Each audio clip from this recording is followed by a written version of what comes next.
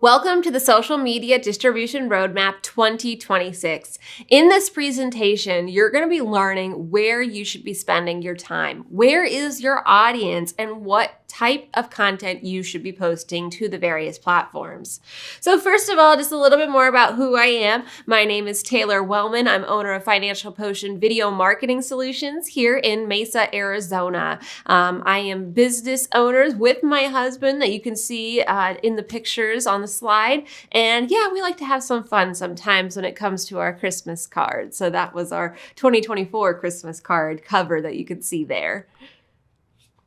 So this is what the distribution roadmap looked in 2025 Q1. And as you can see, it's adjusted a little bit, not too much. A lot of the same key social players are on there, but we did take out and add a few. And so we're going to be going through this entire roadmap, sharing who are the target demographics, who are the demographics of people who are active on those platforms, and the types of assets, particularly video, that are going to be best for these platforms. At the end of this presentation, you should have the confidence to know where you should be spending your time and where you should be posting. So that way you have 2026 totally mapped out and covered in terms of what content you're going to be posting where. So why should you really care? Well, first of all, the average social media user is on at least 15 minutes per day. That may not sound very long, but when most videos online are 60 seconds or less, that's quite a bit of content that people are going to be listening to and retaining. 16 to 64-year-olds use more than 6 social media platforms. So that means you don't want to just choose one platform. You want to see what are the few platforms you want to be posting to because your audience is on more than one. Half of brands use social media to sell directly within the app. This is definitely a trend that we have been seeing, is that more apps are allowing for in-app purchases, making it a lot easier for consumers to follow a brand and then give that brand money by purchasing their products right there within the app.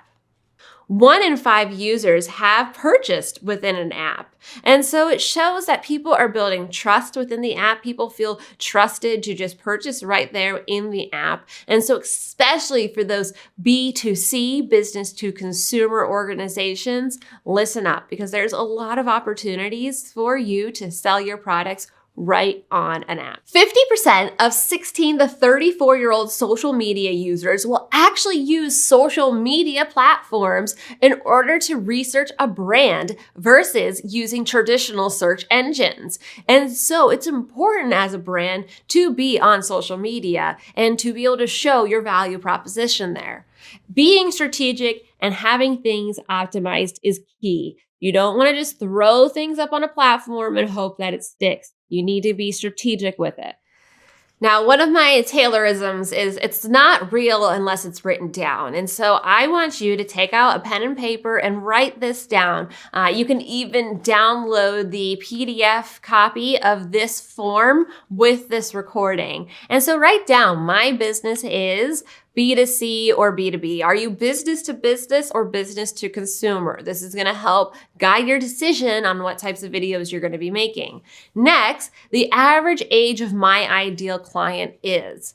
Having this type of information is going to help you as you're listening to this content identify if a particular platform has your target audience. And so what is that average age for your ideal client? And then what mindset do you want the prospect to be in when they see your content? Do you want them in a business mindset? Do you want them in a relaxing mindset or a planning mindset? These all make very big differences because that same target audience acts a little different depending on what platform they're on. And then after this presentation, we'll be able to complete the rest of this form. So again, here is our 2026 Q1 social media distribution roadmap. You'll notice that there's only 2 numbers listed here because there's really only 2 required steps. Number 1 is that you need to create a video. We need to have video, and we need to make video the key asset in all these platforms. And some platforms only want video. And it's because people like video. People retain about 90% of the information given in a video, comparative to only 10% when read and 20% when heard. And so if you're trying to share a message, put it in a video form because that's how people are going to actually remember it. And then number 2, no matter if you're B2B, B2C, target audience of 18-year-olds to 56-year-olds, you need to make sure you're posting your video on YouTube and having it fully search engine optimized. What I always suggest in order to have the most versatility in your content and to really help you save time and money is to always record your content horizontally. So that's taking your phone and having it in landscape mode, and make sure that you're recording in 4K or larger. This way you can use the exact same content you recorded for your horizontal videos as well as for your vertical videos. This way you can take that same content and use it across multiple platforms for multiple reasons. So why again do we want to focus on YouTube, and why should everyone be focusing on YouTube? Well, that's because there's 2.5 billion with a B monthly active users, and of age demographics. So this is literally of all people within the United States that fit within the 46 to 55-year-old range. 70% of them say they use YouTube and are on YouTube at least twice a week.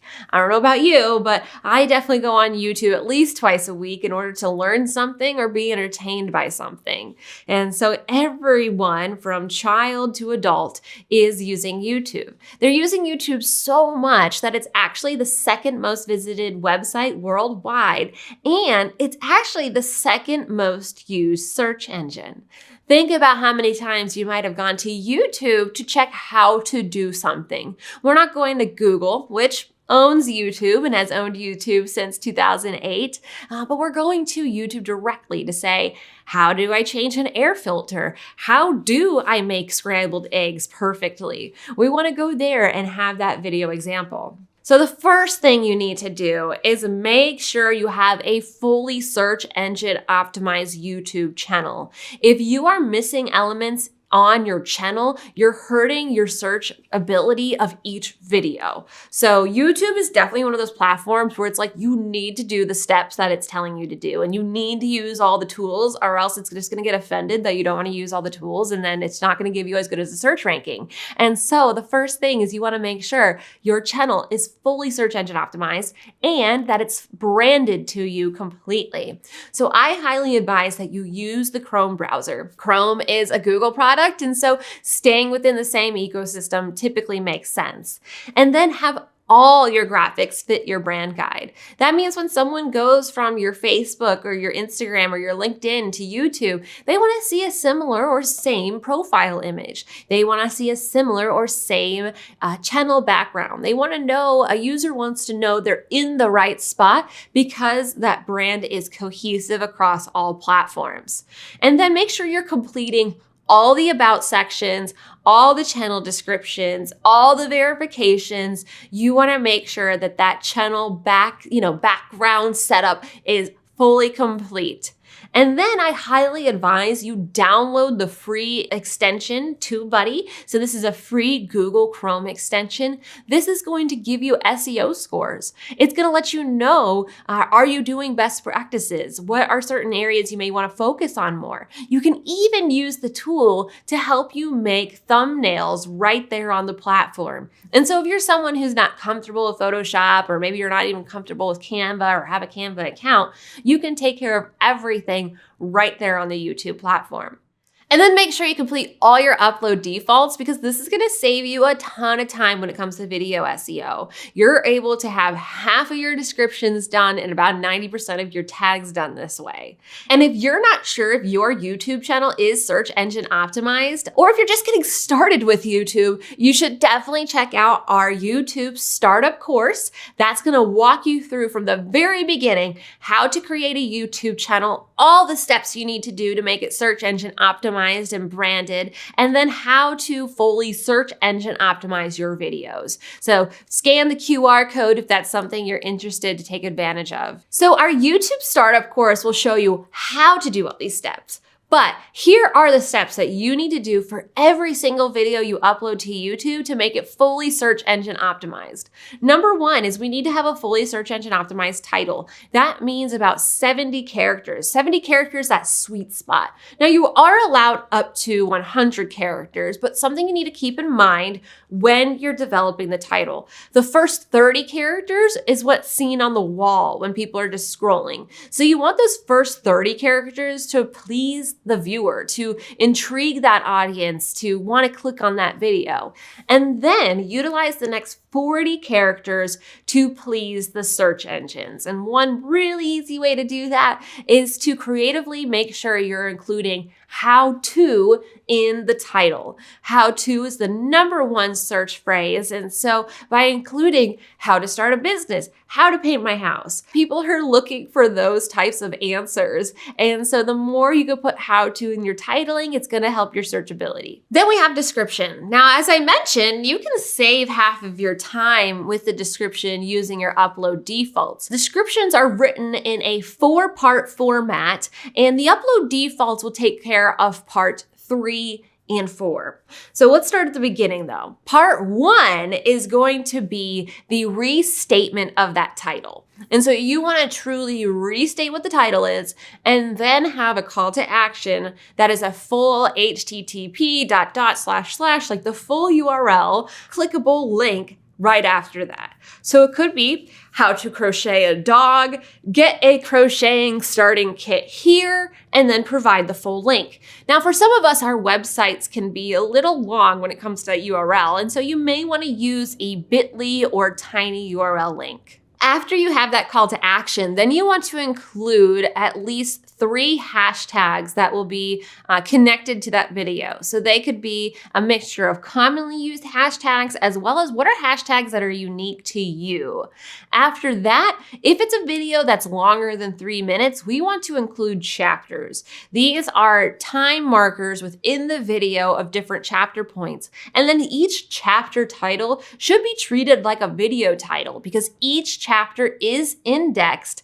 And so that means that Google could recommend someone to watch a section of the video because that particular title is best matching what that person is looking for. After your chapters, it's good to have a small summary of what that particular video is. This is still part 2 of your description writing. If you write scripts like I love to do, just copy and paste that script and put it right there in the description. There you go. You have a transcription right there and there. Now, part 3, again, should be taken care of from your upload defaults.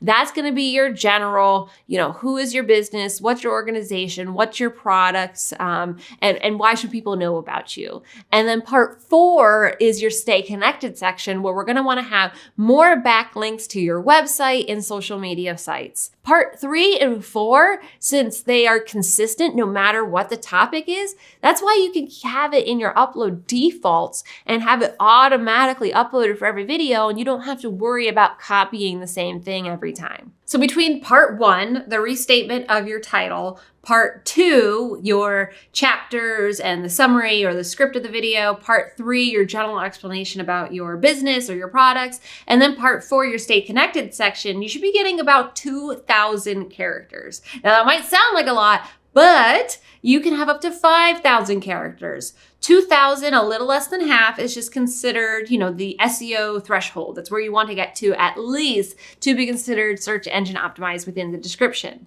Next, we have tags. Now, those aren't hashtags. We're not putting the pound number sign at the beginning or anything like that. These are just the phrases and words that you want to be attached to the video. So think, what are the categories? What are the people in the video? So your name is something that's very searchable. When people are thinking about working with you, they're going to Google you, try to look up your police report. So instead, have those videos show up because you have your name in the tags.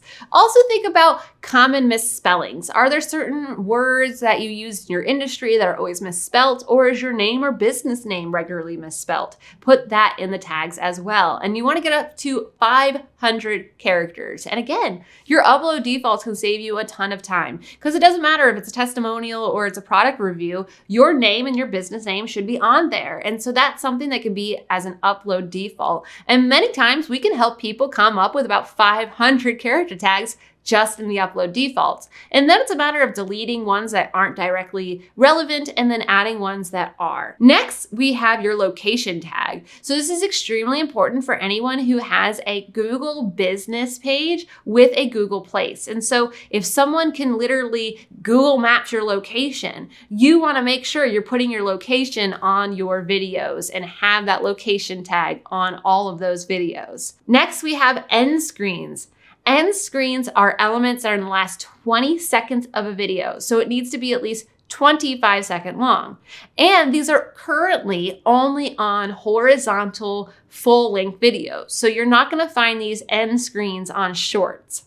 These are going to be in the form of a subscription button, which will look like your profile image, a recommendation to watch another video, and when choosing which video to recommend, basically it's decided upon your frequency of posting. So for example, if you're someone who posts frequently, that means at least once a week, then you would want to choose the most recent video for someone to take a look at. If you're not regularly posting and you're not too sure which video should be next, then choose the best for viewer option. YouTube will look at the viewer search history and then choose which of your videos would be the next best one to recommend. And if you have a video within a series, then make sure you're just recommending the next video in that series. Once you are a part of the YouTube Partner Program, you can add a link that goes directly back to your website. This is super powerful because if you're selling a product or service, you can get people to that product or to sign up for your service that much faster. Cards are very similar to end screens in that they are links to other videos. They can be links back to your website, but they are links that can go anywhere within the timeline, so you don't need to wait for those last 20 seconds to show it. You'll know that there is a card on a video because you see that little eye icon on the top right-hand corner. At any point, you can click on those little eye icons, and then you can go to whatever link is being shown in the cards. At the moment that a card is programmed to show, it's going to pop out a little teaser text on the top right-hand corner. It could say something like, "Buy this product now," or "Schedule a strategy session." You need to think of a 30-character tag phrase to put there as a teaser text to get people to click on the card. After that, we have transcriptions. Those are those closed captions. When you're on YouTube, you'll see that CC button in the timeline. Those are closed captions, and many times, Google/YouTube does a great job of doing your closed captions. Throughout the years, it's gotten a lot better. But many times it's still getting things like your name incorrect, your business name, and there's no punctuation. And so what you want to do is go through there and correct those closed captions, not only so the hard of hearing can, read it more aesthetically correct, but also, everything in those closed captions are indexed for Google search. And so if your name, for example, or business name or product name is spelt incorrectly, you're missing out on that search point. And so make sure that all of those names are correct and everything is aesthetically looking correct. Lastly, we have playlist placement. Whatever video you produce, it needs to be put into at least one playlist. And typically you can put it into 2 playlists at least. You always want to have a playlist that has a description that is your catch-all playlist. So it could be the same name as your business or your channel.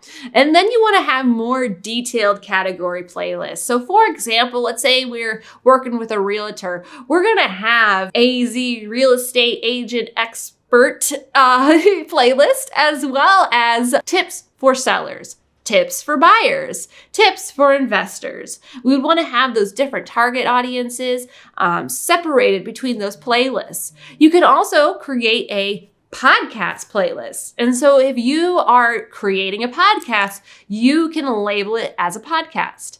If you are providing a course online, note it as a course playlist. That is a specific type of category playlist that you can label it as. So those are the steps that you need to do for every single video that you upload to YouTube. And again, if you want a deeper dive on how to actually do those steps, make sure you take a look at our YouTube startup course. Now, in terms of what videos to actually show on YouTube and to upload to YouTube, it's literally every single video you produce, unless it's one that is supposed to be held private, that you only share with clients or something like that within a CRM system or email campaign. Testimonials, company overviews, product overviews, tips, our SSME, search and subject matter expert videos. Those are all going to be the videos that you're going to want to focus on. So let's dive a little bit deeper into what all these videos are. First of all, we have introductions. And the reason why I say introductions and not just introduction is because if you have multiple target audiences, if you have multiple products, multiple services, you may want to consider creating an introduction video for each of them. Testimonials and reviews. These are super crucial to have. Honestly, if you're going to focus on any type of video, I encourage you to focus on getting testimonials and reviews. These are third-party validations. This is people sharing their real-life experiences about why they love your product or service.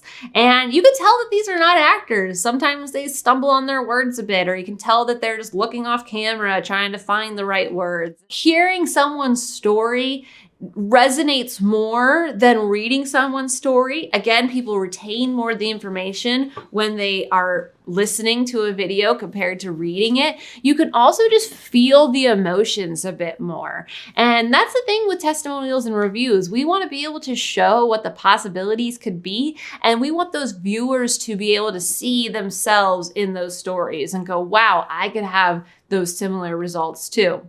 Now, majority of the work that you're going to be producing, majority of the videos you're going to be sharing are your SSME, your search and subject matter expert videos. And so think, what are the common phrases within your industry? What are some steps that happen when people start working with you? What are just those things that you are feeling like a broken record, repeating on the phone, or you're just getting hand cramps, retyping on the computer? Make those videos. Even if you think that there's already a video about it. There's already a video about the escrow process. There's already a video about a recommendation for a good start breakfast. But it's not produced and it's not presented in the way that you speak. And the point of video is to build trust. It's to let people know, what are you like? How do you operate? So then that way, when they choose to work with you, they're not thrown off guard. They already know your style. So I mentioned YouTube Shorts. Sure, you can't put cards or end screens on them, but you definitely need to focus on having shorts added to your content strategy.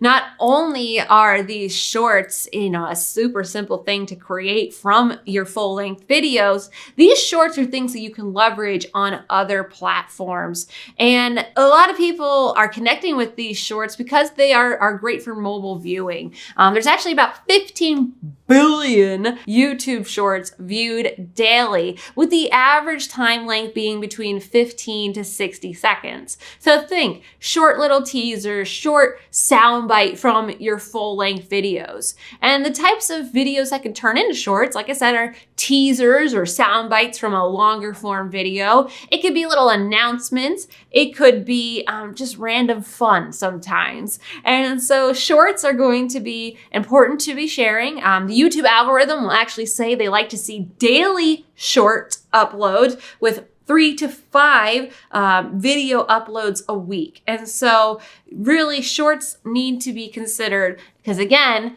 by creating shorts, we'll talk about how you can leverage those shorts on other platforms. This is a scenario though. You're gonna hear that I typically like to use a computer. I'm just a little old school with things. I like a bigger screen. I'm probably just getting old. And so I don't really love using my phone all the time, but at the time of this recording, this is still a scenario where it's best to actually use your phone and the mobile YouTube Studio app in order to upload your videos, because currently that's the only way where you can select a certain frame to be used as your thumbnail. Right now, if you do it on a desktop, it looks like it should take a thumbnail, but then it never actually fully takes it. And so you need to do it on the mobile side. So design wisely, but you need to design in a way to avoid covering important information. And so when you look at the screen here, you see that there is a graphic, and all of the red lined areas are areas that would be blocked by, either feed information or just, various in-app pieces and information. And so just always make sure that when you're designing your shorts that you're not going to be blocking those, important information in those areas. And so that was YouTube. Now we're going to be moving uptown over to Pinterest. Pinterest has about 522 million monthly active users, with Gen Z being the fastest growing audience. So most popular amongst the 18 to 44-year-olds. So think Gen Z to millennials. Since the beginning, it has been more of a woman-dominated platform, and it's still that case. At the moment, there's about 70% women-identified users and 30% men. But the cool thing here is that Pinterest reaches 40% of households with an annual income of over $150,000 a year. Now, that doesn't stretch as much as it used to, but it still means that they do have, on average, other funds to use for other events. And the thing with Pinterest is all about helping people plan. It's all about planning for that new kitchen remodel. It's planning for that Super Bowl party. It's planning for that new baby. It's planning for your new house you're going to buy. And so if you are in a business, particularly a B2C business, so business to consumer, take a look at your worksheet, see what you wrote down. And especially if your product helps people with their planning. Maybe it's a super cool platter to use for a party. Then you may want to consider Pinterest. So Pinterest prefers a 1,000 by 1,500 aspect ratio. So very similar to our 1080 by 1920 vertical shorts that we really use across all other platforms. This one wants a slightly fatter looking, but shorter aspect ratio. So 1,000 by 1,500 is the type of video. And really the lengths need to be short. You can go all the way up to 5 minutes, but the best performing videos are going to be between that 4 to 15 seconds. These are supposed to be really short snippets, graphical videos, but also helping them push to the next direction. And so keep users in SEO in mind when creating the titles and the descriptions. And then the key is that you need to provide a link. Ideally, link back to a blog that dives deeper into the topic, or link back to a product page where people can purchase the product they just saw. When choosing a board, it's choosing what category this would fit in. So is this a category of exercising equipment, a category of newborn baby planning? Think about what that category would be that video would fit in. And then like everything, we want to add some keyword tags. And again, these are just the words and phrases, not the hashtags that you want this video to be attached to. And if you do already have your products attached, so if you are already verified within Pinterest business as a verified seller, you can sell your products directly within the Pinterest app. And so that is super crucial to promote your products and to get people to purchase the products within the app. So again, what types of videos perform best? We want them to be shorter. So graphical videos, any kind of product overview that are short and graphical and fun, quick tips. People always want to learn tips and learn information. Testimonial sound bites, that third-party validation. What have other people said about your product or service? Teasers and commercials, but again, real short form. This is best for business to consumer type of organizations. If you have a product that's $50 or less, I would really consider getting on Pinterest. And for Pinterest, I would advise using your computer to post.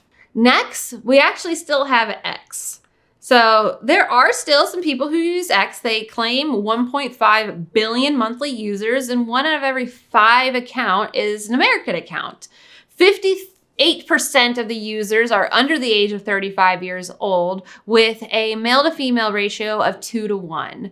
So the average time spent on X for an X user is 34 minutes and 6 seconds. So that's almost like double the average platform rate of most users. So when someone gets on the platform, they're on it for a decent amount of time. And this is found to be decent for B2C and B2B businesses. You can see from this graphic that we have a lot larger of a no-no space.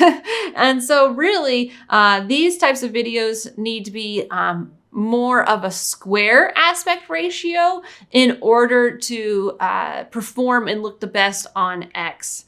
You can do vertical, but you'll see that there's going to be a lot of blocked spacing. And so the best is going to be a square 1080 by 1080 aspect ratio. Your max length, similar to the character count, is only 2 minutes and 20 seconds. But the ideal length on this platform is about 15 seconds. You want to keep things informative, entertaining, have it be a commercial, and think newsworthy. Think about where X/Twitter first came about. It was kind of those little news blurbs. Where are you? What are you doing? And so if you're at a conference, make a post on X that you're at a particular conference or going to a particular conference. And this is a scenario where you can use your computer or your phone to post. So right next to X, which is like its similar rival, is Blue Sky. So for those who wanted an alternative to X, there is Blue Sky, which currently has 38.26 million users, and about half of the traffic is from the United States. So there's approximately 1 user joining every second, they say, because it is still a newer platform. And 50% of users say they only have 1 follower. 42% of the traffic are by 18 to 24-year-olds, and the average time spent at the moment is only 1 minute and 24 seconds. So we'll see, and we always update these roadmap courses at least twice, sometimes 3 times a year. I'll be curious to know if Blue Sky stays on the map. It came out and I think started with a bang when people were very against X and its ownership, but I think we're starting to see a little bit of the decline of Blue Sky. Although 1 user every second sounds amazing, the duration of only 1 minute and 24 seconds on the platform, not so amazing. Now we're gonna move on to next to YouTube, my personal favorite, which is LinkedIn. So LinkedIn has about 310 million monthly active users with over 1 billion users on the platform. There's over 230 million Americans. This is a very international platform, and 47% are millennials. Over half have a bachelor's degree or higher, and over half have an income over $100,000 a year. This is, though, the B2B platform. And so if you are an organization that works with fellow business owners, this is the platform you need to pay attention to.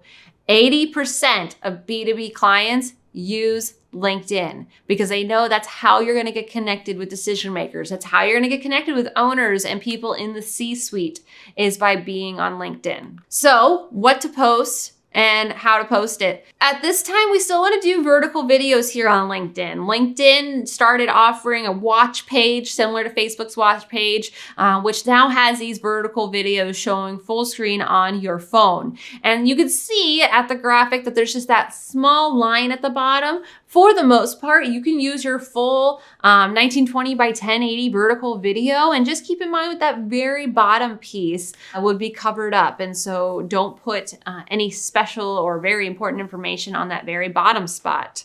You're gonna wanna put things that are educational, insightful, inspirational. Think about some podcast clips that you could share that you can then direct people to go to the main video. Sure, do the occasional direct sales, but keep it at least 80% value. So that could either be the testimonials or giving a true tip, and then 20% selling. You can upload really any of these aspect ratios, but at the moment, we recommend that you upload vertical aspect ratios. For this particular platform, I actually advise using a computer to post. I find it a bit easier and accurate still. So you're still able to get all the tools and everything you need done on a computer.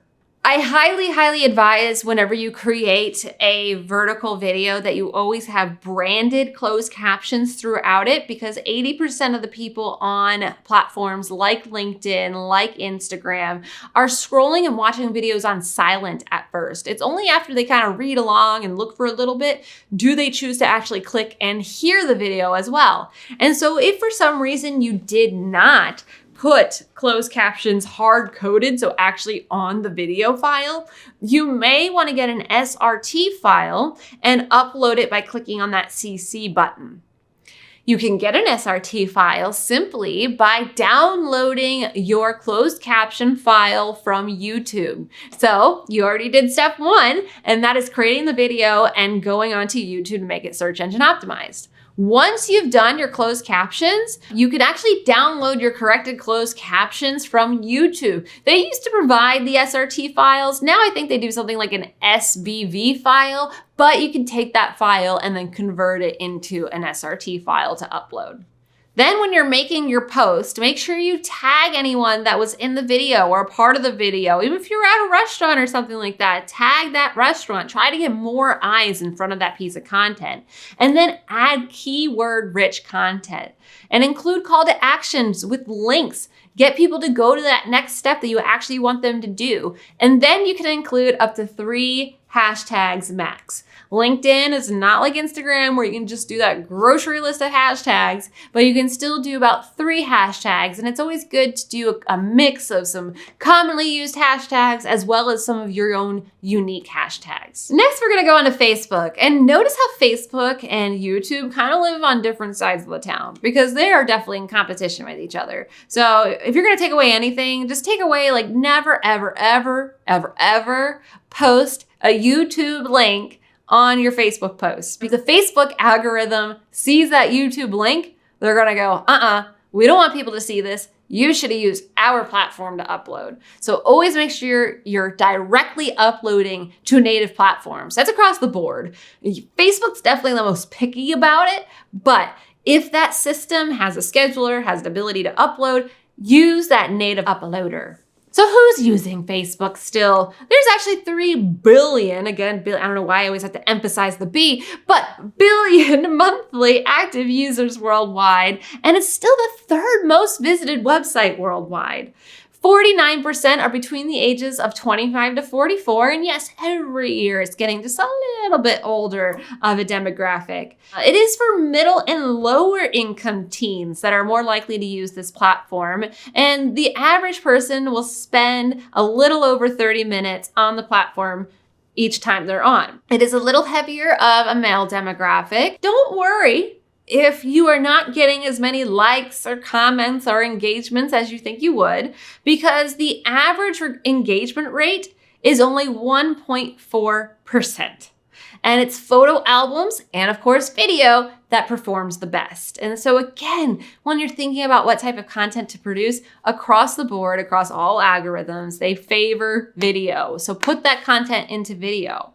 And this is a B2C platform, so business to consumer, and with that notion that it is slightly lower income, think $30 or less. And so if you have a product that's $30 or less, you really want to consider Facebook as a place to promote and market. 38.5% of users expect to make a purchase on the platform within the year. So this again is a platform where people can do in-app purchases, but we want to keep those price points on the lower side. This is straight from Meta of what their blueprint is. Sometimes people are a little shy with video and they go, oh, can I just upload a bunch of photos and make that a video? That actually technically does not count as a video in the eyes of Meta. You need to upload an actual video. You can make them similar to YouTube, have a strategy of variety. And so you could have your full episodic like videos, longer form videos for their watch page, but then what are some of those little clips or snippets that you can upload onto your story? For those story videos, those are ones that we want to have in that vertical aspect ratio. So think about the same thing that we produced for YouTube Shorts, we can use it for Facebook.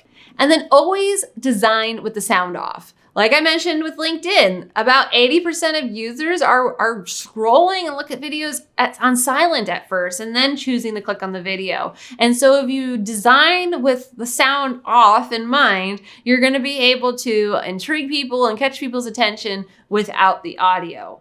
When you're using the Meta Business Suite, you can choose to upload to both your Instagram and your Facebook account or just one and the other.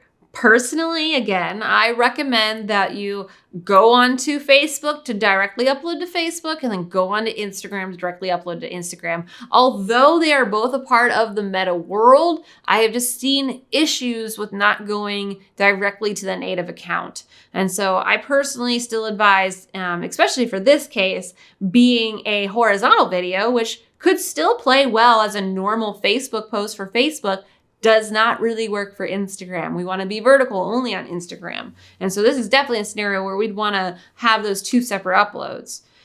Video title, just put something that is relatable, something that's relevant to the title. You don't have to go too heavy on the search and have 70 characters like you did for YouTube.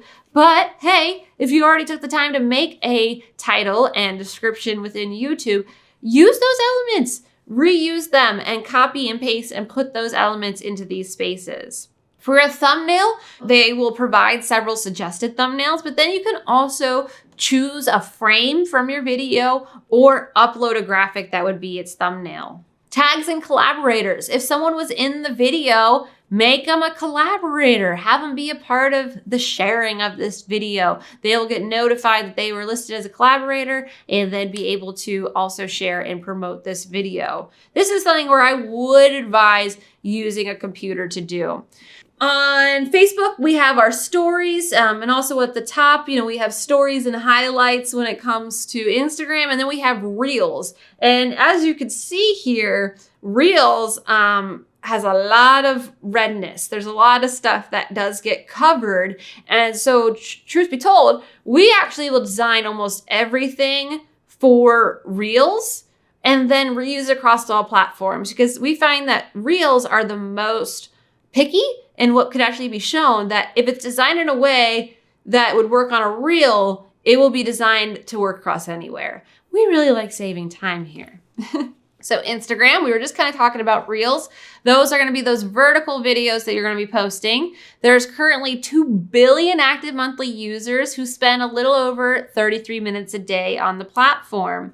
It's fairly evenly split between women and men with a slightly higher edge on the women. And 47% of users have a household income of more than $75,000 a year. So we're still kind of going down a little bit. So still think about that $30 or less price point when it comes to a B2C business. And 61% of users have purchased or plan to purchase through the app within the year. And so people who are on Instagram are very comfortable with just purchasing through the app. And so, get your products connected on there and get yourself on Instagram if you are a B2C lower price pointed product.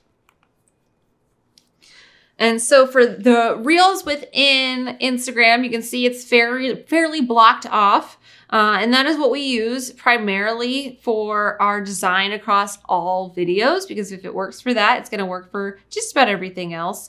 And we're going to want to post educational, insightful reviews, testimonials, podcast clips, the occasional direct sales. Again, think about that 80-20 ratio. And then, of course, some fun. We always like to have fun. And this is definitely a scenario where I'd advise you use your mobile phone to upload.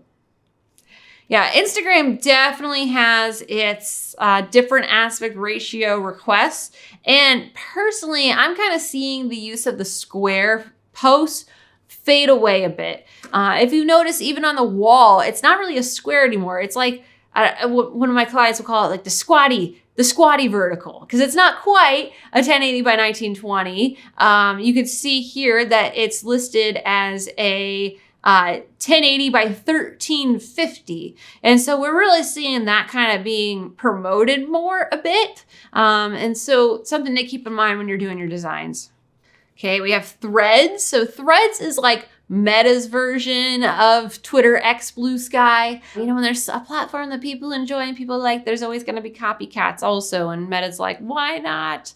And so it's basically a text-based platform that's connected currently to your Instagram account. At the moment, you still need to have an Instagram account. And this is decent for B2C and B2B. From my experience, it does feel a little bit almost like a networking platform. I feel like there's just a lot more people just trying to connect and network with each other. But it's something that if you find, your audience was popular on Twitter, but then maybe left Twitter for one reason or another, maybe if they're not on Blue Sky, they might be on Threads, because Threads has the exact same feeling and interface as Twitter, that if that was a comfortable and fun platform for them, they may have went to Threads. So 63% of the posts on Threads are text only. This is one of those platforms that is very text-based, but you are able to upload videos up to 5 minutes long. Similar to your X and Blue Sky, we want to keep them short. We want to have them educational, insightful. They can be quick reviews or tips, or the occasional direct sales. And of course, if it's fun, people love that. You could use a mobile or desktop to upload, but mobile would be primarily the best for that platform. Now on to TikTok. I know sometimes people are still a little weary about TikTok, especially since, TikTok was taken down, but, it was business as usual. This was literally like the day after it came back. It went from possible shutdown to introducing new resources and just moved right along. It was like they weren't even worried about it and don't feel like it's ever going to happen again. And so personally, I wouldn't be too worried about TikTok and what information they might be getting. I think it was Gary Vaynerchuk that said, okay, even if TikTok did go away, the skill sets and the activities that you did on TikTok, you'll be able to use those same skills and use those same tools on whatever the next platform is. And so that is true, that you do want to not be so worried about the what ifs that you can't control. Just focus on what you can control. And if something were to happen to the platform, just like what happened with Vine went away, it's okay. You can still use what you learned from those platforms and use it on the next platform. TikTok has been joked to be like the young platform where all the kids are, but 55% of the users are under the age of 30. And being in my 30s, I don't feel like that's super young. And that other half are older, actually. So there's a lot of older demographics on TikTok. Ever since COVID, the age demographics of TikTok just got older and older and older. It's kind of like a common theme when it comes to platforms. They get established, they start really young, and then they get a little older through time. And it's a very popular platform worldwide, 2.1 billion worldwide users, and per day, the average user is on there for a little over 53 minutes. And so it does hold people's attention, and People love to shop on the platform as well. Users are 1.4 times more likely to buy a new tech product over the next 8 months. Gen Z users are 1.8 times more motivated to shop when they're on that platform. In 2024, TikTok processed over $30 billion in merchandise, with $9 billion just between the United States. And so if you have a product, if you are a B2C, business to consumer company with a product that's even $100, you want to get connected with TikTok Shop. You want to be promoting on TikTok and being able to try to sell on TikTok because there are motivated buyers on there. And millennials, they tend to be very loyal buyers. And so if you are a company that has a product that people tend to have to repurchase and get again, you really want to consider TikTok as well, since there are quite a few millennials on there, and millennials are a demographic that's been identified as those who don't really like to switch brands, and they're fairly brand loyal. And so what to post, as you can see, the no space is very similar to the no space that was on Instagram. And so that's where if we kind of always design and develop things for the Instagram, then it's most of the time going to work across a lot of the other platforms. TikTok is one of those apps that requires video, and they want it to be vertical. So you're looking at that 1080 by 1920 aspect ratio, and they should be between 15 to 60 seconds long, but they can be up to 10 minutes. Really got to make sure you're keeping it interesting. If you're going to go up that long, I would really advise that you stick to that 15 to 60 second range. And these can be quick tips, something fun, anything that can be considered a challenge or something that's trending. And you're going to want to use the app when posting. And so what are those, again, little clips that you can promote to then push people to your website, push people to the YouTube channel to see the full version?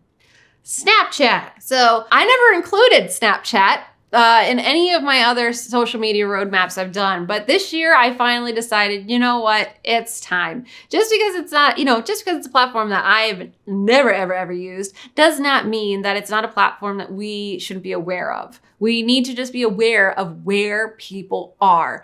And if the reality comes that our target audience is on a platform, even if we don't use the platform, we may want to consider marketing on the platform. And so at the moment, there's about 106 million active monthly users in the United States. It's primarily a Gen Z platform with a 50-50 gender split. This is, again, a B2C, business to consumer platform because people can purchase straight within the app. As of the end of October, this was listed as 12th in the Play Store of the most popular downloads, and it has consistently throughout the year been in the top 20, and even last year was in the top 20. And so it was that brought it to my attention of, okay, maybe we should actually really look at Snapchat and add it onto here because it is consistently being downloaded and being used. And so by looking at the Play Store, which we'll talk a little deeper about in a moment, is how I found Whatnot.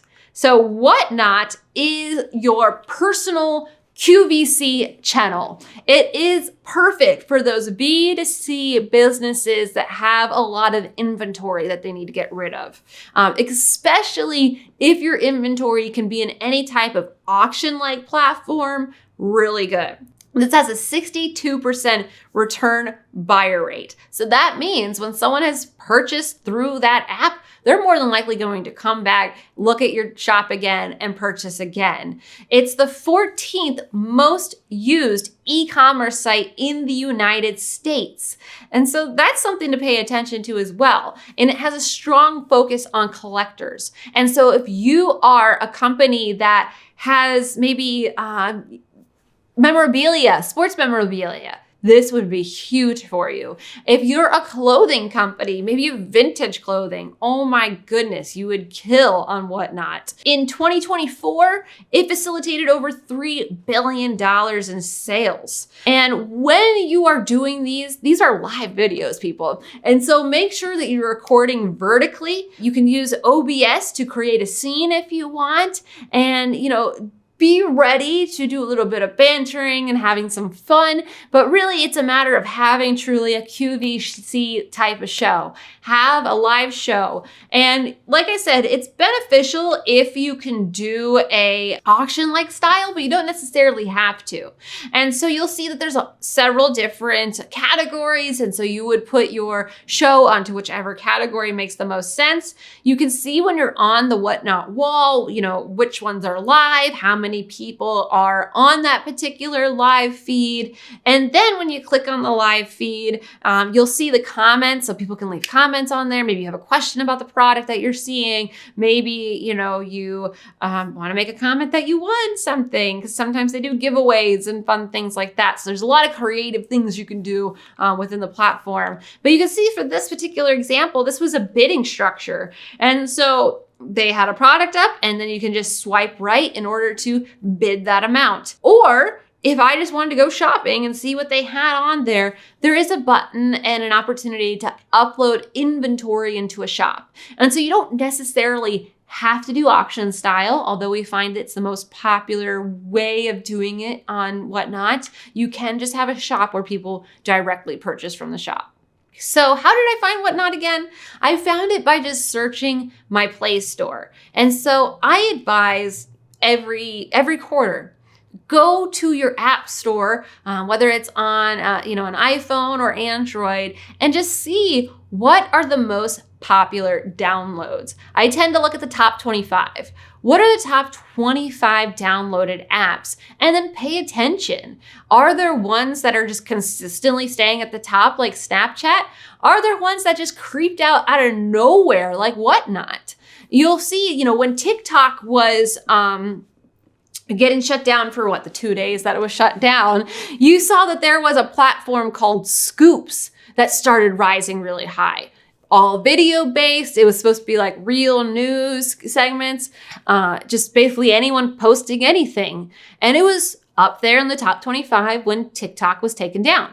Basically, as soon as TikTok came back, that platform just plummeted. I'm sure now it's probably in like the 200th range. And so that's where looking at it every, 3 months or so can give you a really great idea of what's happening. When TikTok first came out, I saw it. I saw it on the top 25. I made a post, started seeing just a lot of people doing a lot of dance challenges and things of that sort. We're a B2B business. So I was like, you know what? I don't see it being for us. And I let it go, only to then have TikTok become what it is. And so sometimes it's one of those things where if it's a little fun and if it could work into your business, maybe work it a little longer than what I did with one post, and then it becomes one of the most popular platforms.